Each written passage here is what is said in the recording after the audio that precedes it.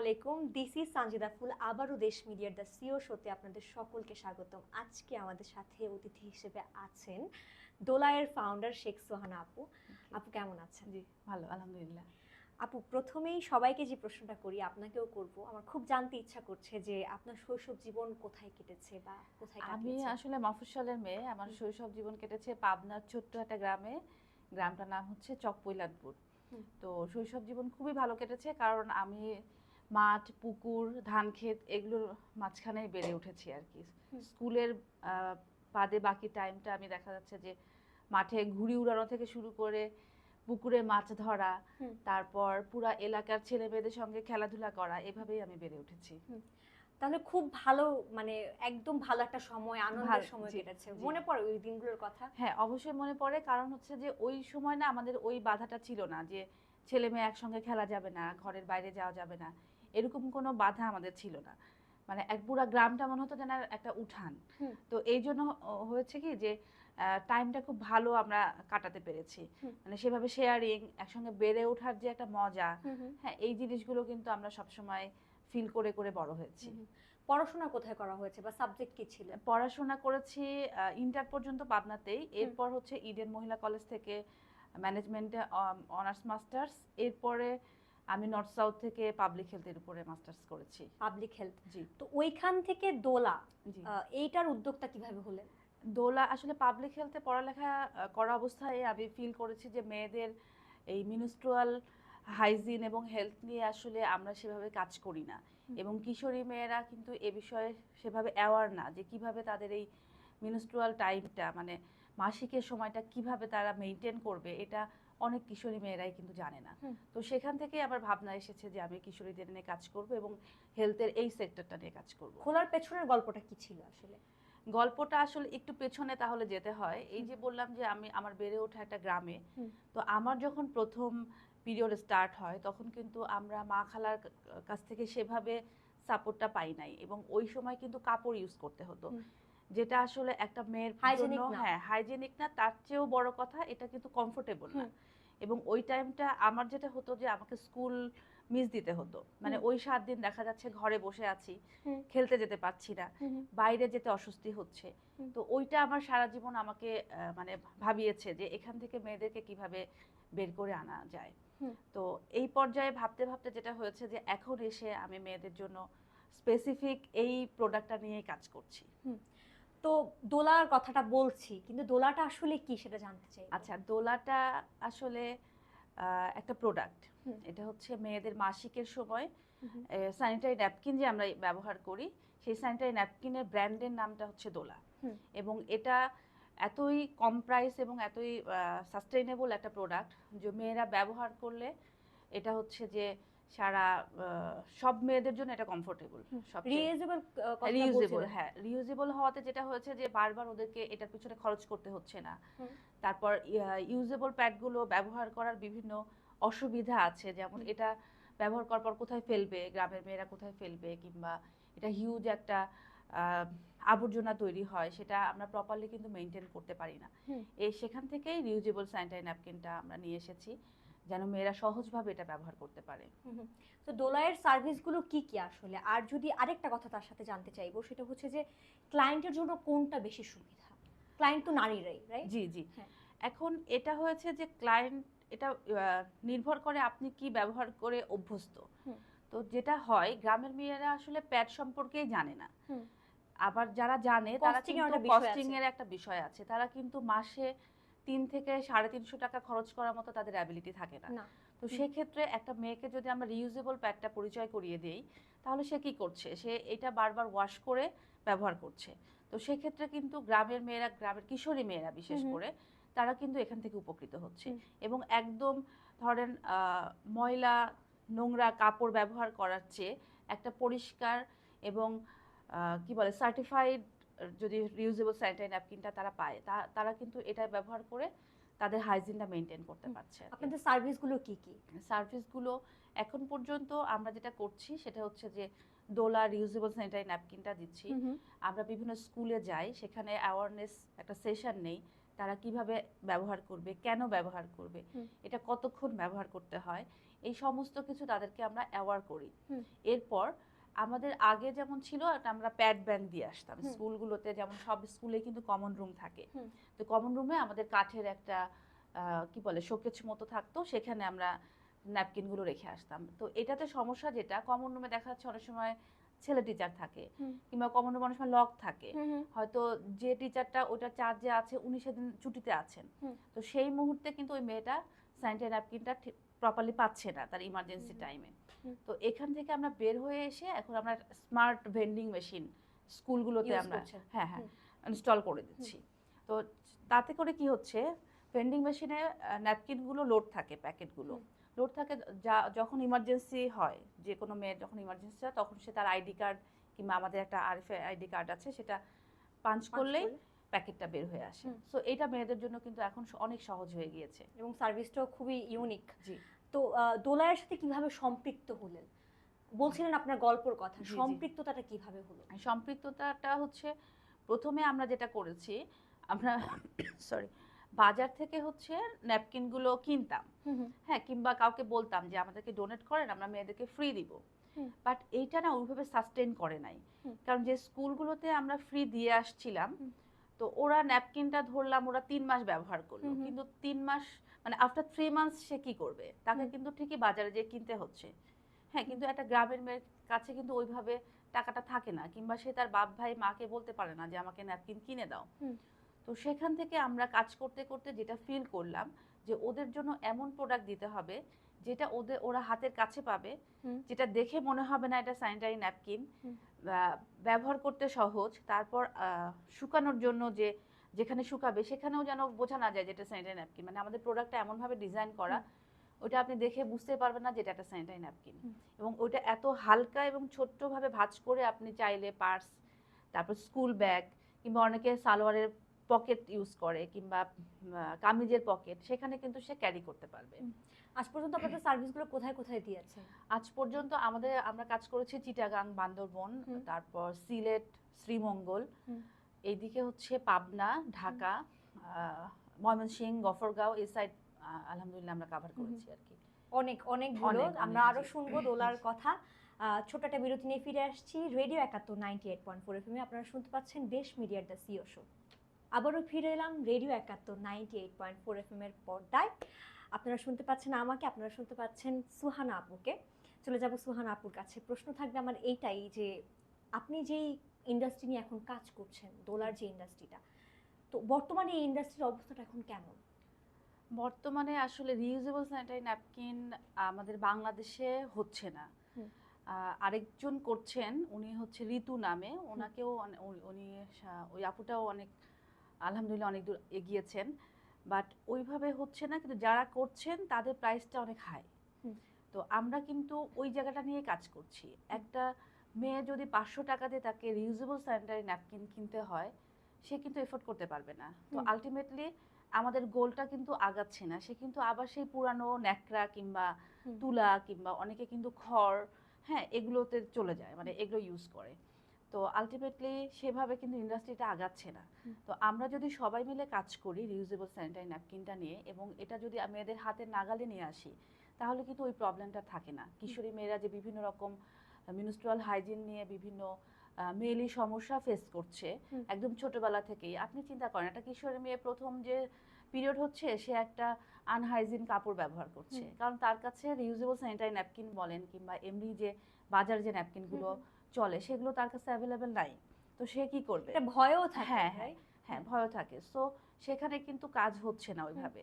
তো আমি চাই যে আমার মতো যারা আছেন কিংবা যারা চাচ্ছেন যে মেয়েদেরকে নিয়ে কাজ করতে, তারা যদি রিউজেবল স্যানিটারি ন্যাপকিনটা আরো এটা নিয়ে কাজ করেন এবং বাজারে নিয়ে আসেন, তাহলে কিন্তু আমাদের মেয়েদের এই প্রবলেমটা আর ওইভাবে থাকবে না, এবং আরো প্রচার ক্ষমতাটা আমাদের বাড়ানো উচিত। আমি আপনার সাথে একটু অ্যাড করতে চাই, আমরা যারা একটু আপডেট আছি বা মহিলারা যারা একটু আপডেট আছে যে এই জিনিসটা ইউজ করতে চায়, তারা ইন্ডিয়া থেকে আনা ট্রাই করে। আপনি যেটা বলছিলেন কস্টিং এর যে বিষয়টা, এটা কিন্তু আরো বেশি লাগে, 500 জায়গায় হয়তো বা 1000-1200 আরো বেশি লাগে, এবং সময়ের একটা বিষয় আছে।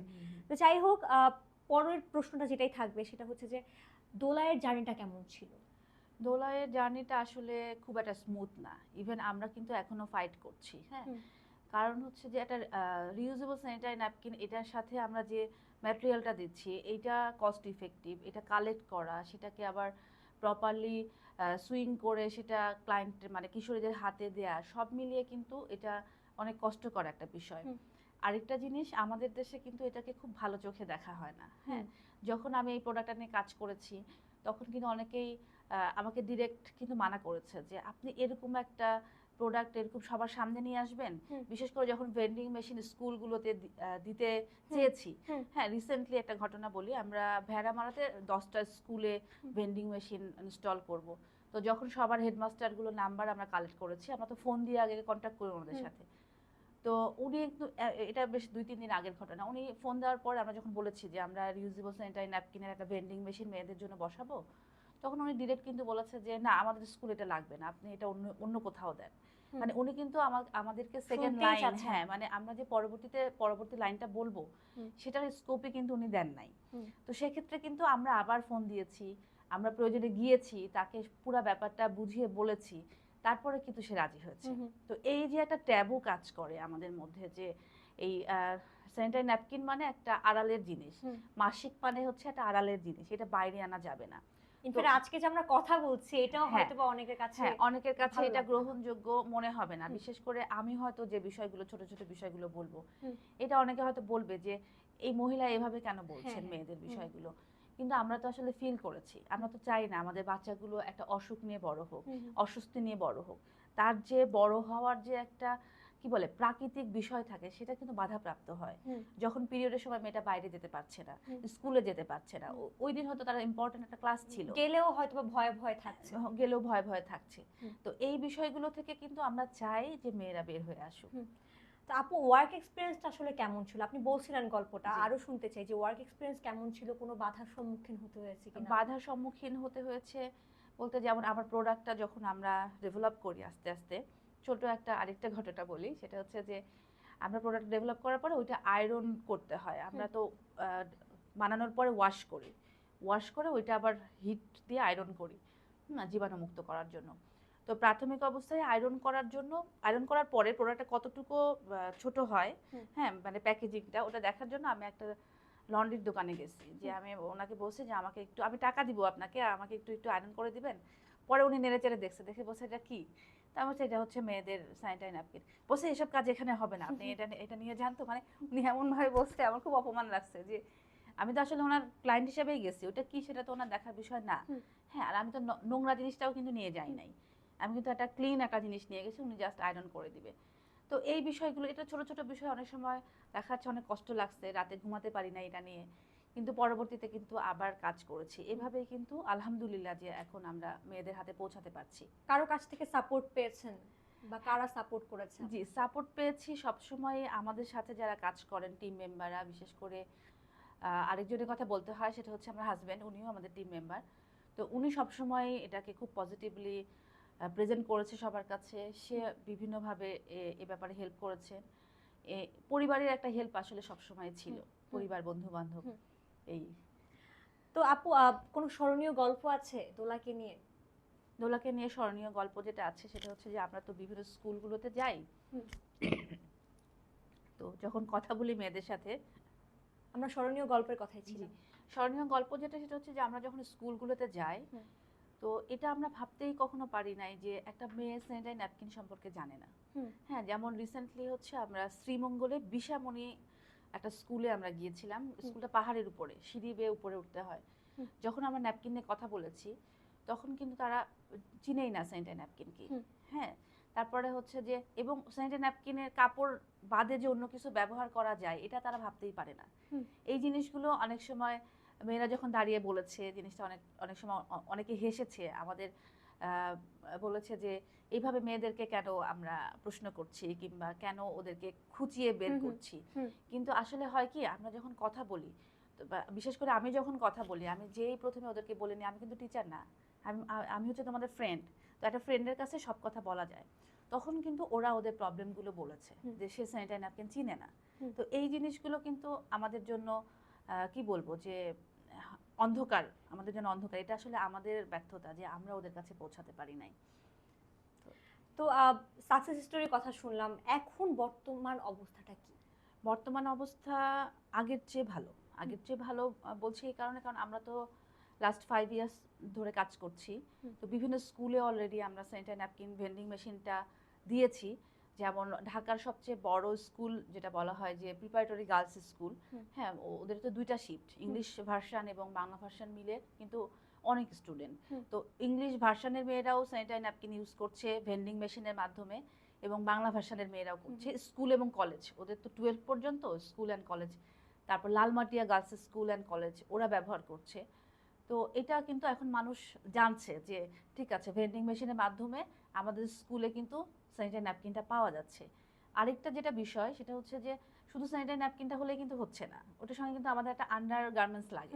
হ্যাঁ, তো এটা কিন্তু অনেকে জানে না। কিংবা আমরা যখন ক্লাসে বলছি, প্যাকেটটা খুলে দেখাচ্ছি যে হ্যাঁ এটার সাথে একটা ন্যাপকিন আছে, একটা আন্ডার গার্মেন্টসও আছে, তখন মেয়েরা কিন্তু হাসে। হ্যাঁ, তো ওদেরকে আমরা বলি যে হ্যাঁ এটা তোমাদের জানতে হবে যে এই ন্যাপকিনটার সাথে এরকম একটা আন্ডারওয়্যার পরতে হয়। তো ওইটা যখন আমরা ইন্ট্রোডিউস করাই তখনও কিন্তু ওরা অনেক কিছু শিখে জানে। এবং ওরা ন্যাপকিনের সাথে ওই প্যান্টিটাও পাচ্ছে। এটা একটা ভালো দিক আমি মনে করি। বর্তমান অবস্থার সাথে যদি প্রফিটের কথা জিজ্ঞাসা করি, প্রফিটটা কেমন হয়? আচ্ছা, প্রফিটের যে বিষয়টা যেটা হচ্ছে যে আমরা আসলে প্রফিট মার্জিনটা খুবই কম রাখি। হ্যাঁ, যেটা হচ্ছে যে আমাদের প্রথম চাওয়াই হচ্ছে মেয়েটা যেন তার নিজের পয়সায় সেটা কিনতে পারে। সো আমরা কিন্তু এটা 5 টাকা করে দিচ্ছি। হ্যাঁ, এটার সঙ্গে যখন প্যান্টিটা অ্যাড হচ্ছে সেটা কিন্তু আরেকটু 2 টাকা হয়তো বাড়ছে। তো একটা মেয়ের পক্ষে কিন্তু 5 থেকে 7 টাকা মানে খরচ করা খুবই সহজ। এই দিনে আসলে খুবই খুবই খুবই কম। হ্যাঁ, তো এবং আমরা ওদেরকে বলি যে এই টাকাটা তুমি তোমার কাছ থেকে খরচ করবা, তোমার টিফিনের টাকা, স্কুলের রিক্সা ভাড়া, মানে সামহাও একটা মেয়ের কাছে কিন্তু 5 থেকে 7 টাকা কিন্তু আসে। সো ওরা কি করছে, ওরা কিন্তু ট্রাই করছে যে এই 5-7 টাকা দিয়ে তারা ন্যাপকিনটা কিনবে। তো সেই জায়গা থেকে প্রফিট মার্জিনটা আমাদের এখনো মানে একদম মার্জিন লেভেলে আছে। তো ইনশাআল্লাহ এটা যদি আমরা কিনলে ইউজ কি করি, একটাই মানে কিনতে হয় না, এখানে একটা কথা আছে যে এখানে আসলে তার অ্যাটলিস্ট 2টা লাগবে, কারণ এটা যেহেতু রিউজেবল, সে 6 ঘন্টা ব্যবহার করার পর ওটা তো ওয়াশে দিবে, ওয়াশ করে তখন তো তাকে আরেকটা ব্যবহার করতে হবে। তো সেক্ষেত্রে তাকে হয়তো 12 থেকে 15 টাকা খরচ করতে হবে 2টার জন্য। কিন্তু এই 15 টাকা কিন্তু 6 মাসের জন্য, মানে 6 মাসের জন্য একটা মেয়ে 15 টাকা ইনভেস্ট করছে তার নিজের পিছনে, যেখানে তার প্রতি মাসে 300 টাকা লাগতো। হ্যাঁ, প্রতি মাসে আমরা হিসাব করে দেখেছি 270 থেকে 300 টাকা একজন মেয়ে লাগে। কিন্তু যেসব পরিবারে 3 বোন, একজন মা আছে, তাদেরটা হিসাব করেন 4 জন। যেমন আমরা 3 বোন ছিলাম, আমার মা ছিলেন, তো আলটিমেটলি কিন্তু আমরা 4 জন ওই স্যানিটারি ন্যাপকিন এফোর্ড করার মতো অবস্থায় তখন ছিলাম না। হ্যাঁ, তো এখন কিন্তু এরকম অনেক মেয়েরা আছে, যেমন গ্রামের মেয়েরা, তাদের বাবাই হয়তো কৃষক, যেমন শ্রমিক, চা শ্রমিক যারা আছে, তারা হচ্ছে যে টাকাটা পায় তাদের খাওয়াতেই চলে যায়, সে স্যানিটারি ন্যাপকিন কোথা থেকে অ্যারেঞ্জ করবে?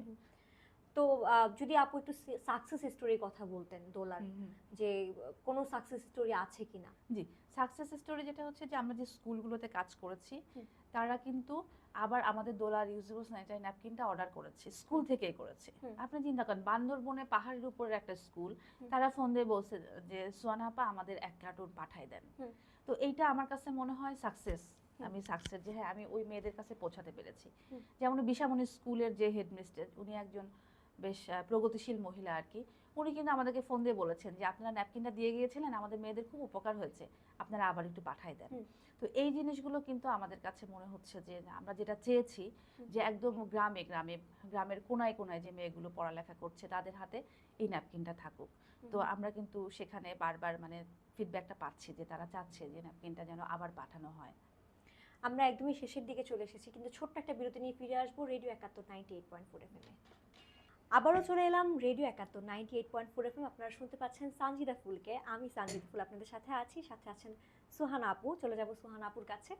আপু, যারা উদ্যোক্তা হতে চায় তাদের জন্য একটু সাজেশন দিতে। উদ্যোক্তাদের প্রথম যেটা হতে হবে সেটা হচ্ছে ধৈর্য থাকতে হবে। ধৈর্য থাকতে এবং তার এইমটা আগে থেকে মাথার মধ্যে নিতে হবে যে আমি এর পরে কি করব। যেমন অনেকেই আছে হয়তো শুরু করে, ওইভাবে প্রফিট কিংবা স্প্রেড হচ্ছে না দেখে ওখানে কাজটা স্টপ করে দেয়। এইটা করলে উদ্যোক্তা হওয়া আসলে যাবে না, কারণ আমাকে বুঝতে হবে যে না, আমার প্রোডাক্টটা বাজারে ছড়াতে, মানুষের কাছে পৌঁছাতে একটু সময় লাগবে, এবং কি করলে সেটা আরো দ্রুত ছড়াবে এটা নিয়ে কিন্তু তাকে কাজ করতে হবে। সো এক্ষেত্রে কিন্তু একটা ধৈর্যের একটা পরীক্ষা থাকে, সময়ের একটা ম্যানেজমেন্ট থাকে যে কিভাবে সে সময়টাকে ম্যানেজ করে করে সামনে আগাবে। তো সব উদ্যোক্তার জন্য আমার এখন যারা আসছেন আর কি, তাদের সবাইকেই আমি এই কথা বলি যে তো একটা কাজ সে শুরু করছে, সে যেন সেটা ধরে থাকে। হ্যাঁ, মাঝপথে ছেড়ে দিলে হবে না, তাকে এটা নিয়ে একটা গোলে মানে যেতে মাঠে হবে। নেমে সরে আসা যাবে না। হ্যাঁ, কারণ সে তো আসলে একটা কিছু ভেবেই শুরু করেছিল, তাই না? তো তার ওই জিনিসটা ধরে রাখতে হবে যে হ্যাঁ, আমাকে এই জায়গাটা পৌঁছাতে হবে, কিংবা এই মানুষটার কাছে আমার এই প্রোডাক্টটা ছড়িয়ে দিতে হবে। তো সেই পর্যন্ত তাকে ধৈর্য ধরে আসলে দাঁত কামড়ে থাকতে হবে।